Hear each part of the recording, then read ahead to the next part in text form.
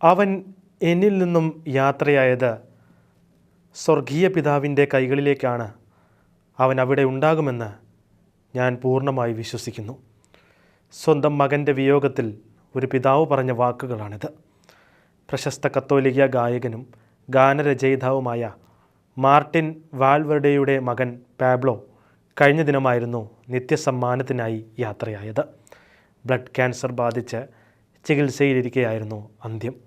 മൃതസംസ്കാര ചടങ്ങിൽ നിരവധി പേർ പങ്കെടുത്തിരുന്നു. അതിന് തൊട്ടു പിന്നാലെ മാർട്ടിൻ വാൽവേർഡെ തൻ്റെ ഫേസ്ബുക്ക് പേജിൽ കുറിച്ച വാക്കുകളാണ് ഇപ്പോൾ ശ്രദ്ധ നേടുന്നത്. മകന് വേണ്ടി പ്രാർത്ഥിച്ചവർക്ക് വേണ്ടി നന്ദി പറഞ്ഞ മാർട്ടിൻ, എന്നിൽ നിന്നും അകന്നുപോയ അവൻ സ്വർഗീയ പിതാവിൻ്റെ കൈകളിലുണ്ടാകുമെന്ന് പൂർണ്ണമായി വിശ്വസിക്കുന്നുവെന്നും കുറിച്ചു. നിരവധി പേരാണ് പോസ്റ്റിന് താഴെ പാബ്ലോയ്ക്ക് ആദരാഞ്ജലി അർപ്പിച്ചത്. നമുക്ക് ഏറ്റവും പ്രിയപ്പെട്ട ഒരാളുടെ വിയോഗത്തിൽ താങ്ങാവുന്നതിനപ്പുറം ദുഃഖമുണ്ടാകും. എന്നിരുന്നാലും ഈ ലോകം വെടിഞ്ഞ് സ്വർഗരാജ്യത്തിൽ അവർ എത്തിച്ചേരുമെന്ന നമ്മുടെ വിശ്വാസം നമ്മുടെ ദുഃഖമകറ്റുമെന്ന ഒരു പാഠമാണ് മാർട്ടിൻ എല്ലാവർക്കും പകർന്നു തരുന്നത്.